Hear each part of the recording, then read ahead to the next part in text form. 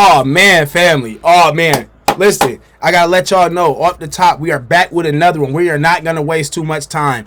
Coach Monken, live in the flesh on the first day of trade season. My boy's here to go ahead and give us all the words we need to know. We've been listening to 92.3 The Fan. We've been listening to UCSS. We've been listening to ESPN Cleveland, and we've been gathering our own information and our own thoughts. But now it's time to actually get the facts from the man, the myth, the legend, the Todd Father. Let's go ahead and see what Coach Monken got to say, man. Without further ado, let's get to it.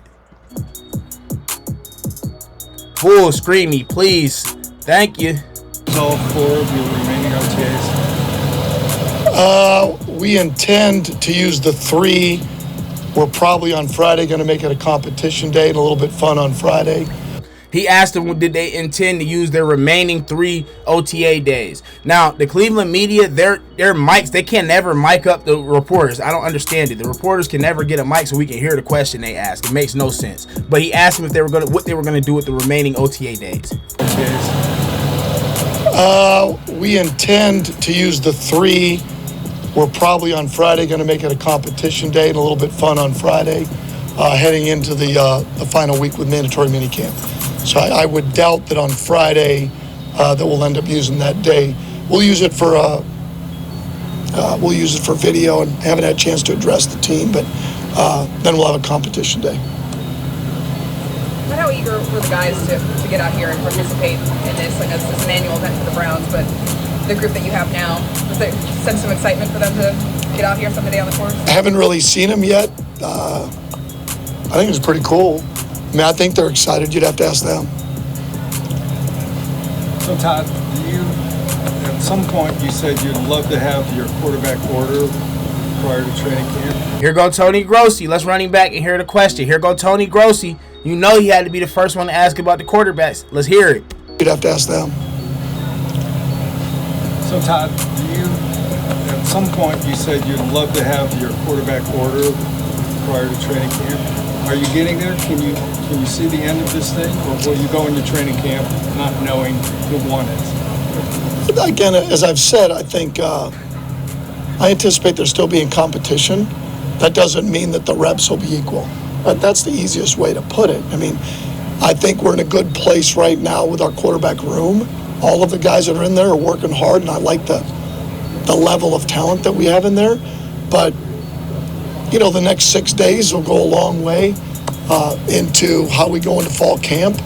And we'll have in our minds, I think, where we're at every position. Every position you have a form of a depth chart in your mind, but and maybe it won't be locked in, but we'll certainly the reps will have to get distributed differently once we get to camp. Can you make that public? I don't know that yet. I don't know. Can you make that public? No, I don't know that yet. No, I don't know that yet. That's crazy. Can we make that public? No, I don't want to make it public. Not at all. You see how they just tried to squeeze him for some more information? He asked about that quarterback competition. Will you have it narrowed down? Yeah, we like to have it down. The reps are going to be different moving forward. You'll see when you see. I love that. We're in lockstep.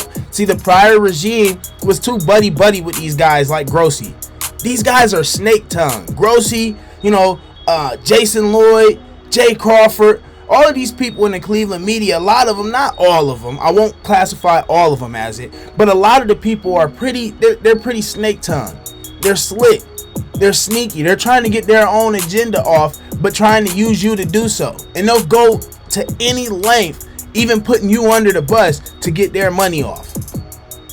I love how Coach Monken is basically, once again, stonewalling the Cleveland media. The Cleveland media is effectively being blocked out of the paint, and Coach Monken is cleaning the glass and putting up offensive boards for buckets because he's got them blocked out. There's nothing they can do, and now what we're going to have is a bunch of make-believe stories written all week. I don't anticipate that being the case, but we could. And there's a lot of talk because it's June 1st and the contract about Miles. A lot of speculation there. Have you been told that he's going to be on the team? Do you expect him to be here when we get to the season? Well, he's not like any other player. I mean, never told who's going to be on the team, who's not going to be on the team. If that's a question, I mean, every day we evaluate the roster. Andrew evaluates the roster. Management evaluates the roster. And like I said, he's no different than any other player we've got. So I don't know how to respond to that based on, because it's really no different today than it's been for the last however many months I've been the head coach. Have you been assured he'll be here June 9th? No, I wasn't assured that when I took the job. I was never assured of anything when I took the job. Now, why would he be assured of any player's roster position as far as taking the job? That doesn't even make sense, and that's kind of a loaded, absurd question for Tony Grossi to kind of spit out there, okay? Anybody knows the general manager is the person that's handling all your trades, roster moves, things like that. The coach has a say, the coach has his input, but the coach is ultimately there to work with what he has. Unless you're in a situation like hardball for the Ravens, where you've been, there the last 20 years, Tomlin for the Steelers, the prior, 19 years that he was there. Unless you're a coach in that type of position, you don't always have all the roster movement say so and things of that nature. Your job is to coach what you have, the talent you have. So once again, all I'm saying is that question is a way to try and get something out of Todd Monken that's clickbait material, something that they can go write about, something that they can have something bad to say. And I like how Coach Monken he's keeping it so vague, but at the same time he's letting them know exactly what the answer is. No, but if you want to play the game, you play the game. I don't get that information. Other than once I signed my contract and whatever my contract said, that's what I was assured. And no matter what any of us coaches sign up for, is we show up every day and we coach the guys that are in the building like we've done since we've been here. That hasn't changed. Can you tell us how you use those GoPro cameras with the quarterback? Now that's a great question. We just heard some BS questions, some terrible questions, but now we get a good question. Can you tell us how you're using the GoPro cameras with the quarterbacks? Please, Coach, tell us how you use those GoPros.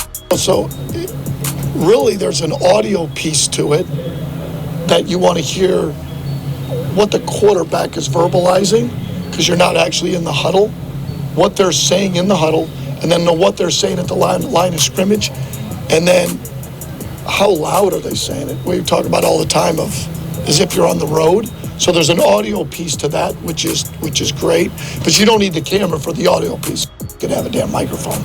The video piece is really where are they looking within reason, where you can see their eyes, where they start when they start off, when they get up to the line of scrimmage.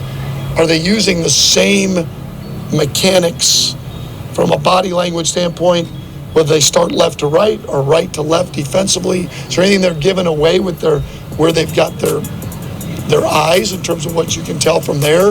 And then what are they seeing? What did they actually see? It's the closest thing you're going to get.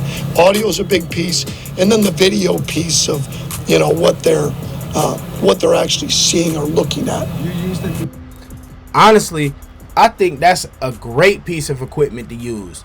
If you think about what he's saying, being able to analyze what is the quarterback looking at, because sometimes, and it's not the same from watching on TV, but sometimes you'll see a play where a quarterback throws a ball and it's like, what the hell was he throwing it at? Where was he even going with the ball? What was intending to happen? Well, with this GoPro, just in a practice setting at least, this is going to give you the availability to be able to, like he said, hear the play call in the huddle, make sure the play call was correct. Okay, did you mess up the play call? Did you get it in there correctly? Yes. And they have that technology already, but then you add the GoPro aspect to it in the sense of now we have the camera. So when we come up to the line of scrimmage, when we go for a deep shot, we have a deep shot play. Do you change up how you come and approach the line of scrimmage for a deep shot? Now are you eyeing the safety down instead of getting there, identifying the mic, sliding the protection, and then identifying, your coverage? It's all about how they're processing. And I love that. That seems like a key piece of information. Honestly, that seems like a really cool thing that you can use as far as with your quarterbacks to be able to break it down. It seems like a lot to be able to do, but it's the NFL, man. They got staffs, money, man, they got ways to get it done. This tape would be edited up like that. Used it before. obviously the advantage is being able to use when you get the video and the audio, but that does take time. How do you piece it together for the player?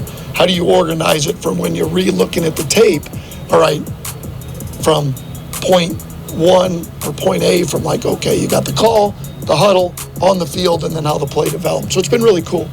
It's been a good learning tool for our guys. I want to ask you about the whole operation for your first time through. You feel good about the installation, how you structured things, if you had to make any changes just with the whole. Not really.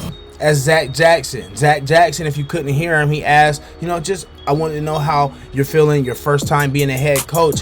How you're feeling about the operation, actually running your own OTAs. Has anything, come up where you're like, okay, we need to change this? Has there been any errors in you being a first-time head coach so far?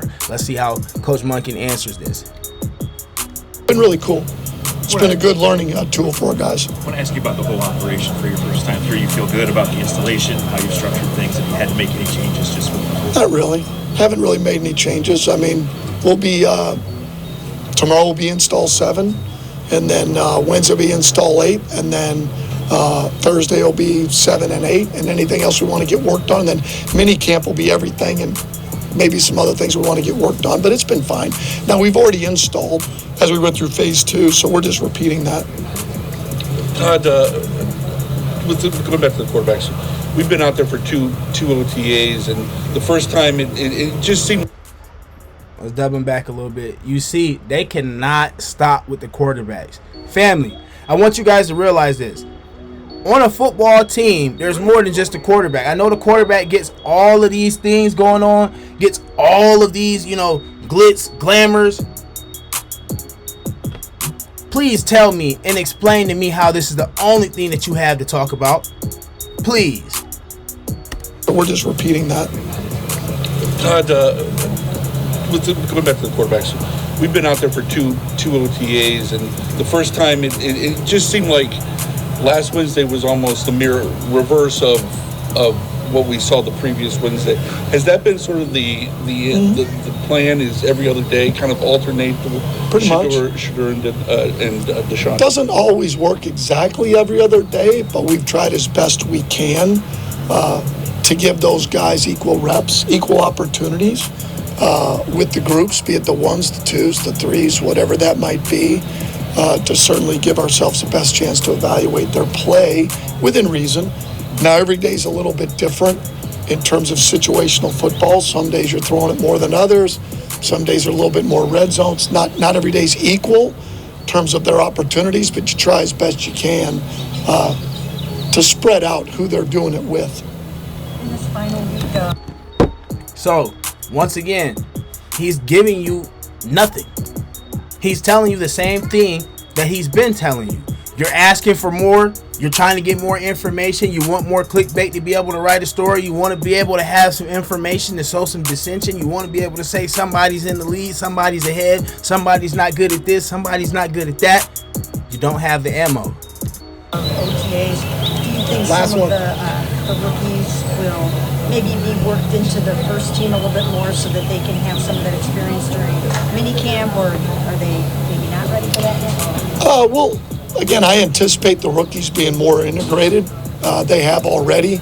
If you're referring to the O-line, we'll work that way. The wideouts have already been integrated in that. And then, E-Man's been dinged up a little bit, so that hasn't come into play. But JJ's been with the defensive linebacker, so it's really the O-line guys of working them and getting them up to speed. Make it a good one, Tony. Okay, real good. At some point, the Browns are going to have to make a decision on whether to participate in the supplemental draft for Source. Oh, boy. Here he goes. So this is Tony Grossi. You hear him before. They said, ha, make it a good one, Tony. Last one. Here Tony Grossi goes. He's going to ask about the supplemental draft. When he starts talking about the supplemental draft, we all know what's coming. Brendan Sorsby, the gambling addict quarterback. Texas Tech, Indiana. Let's see what Coach Monken has to say.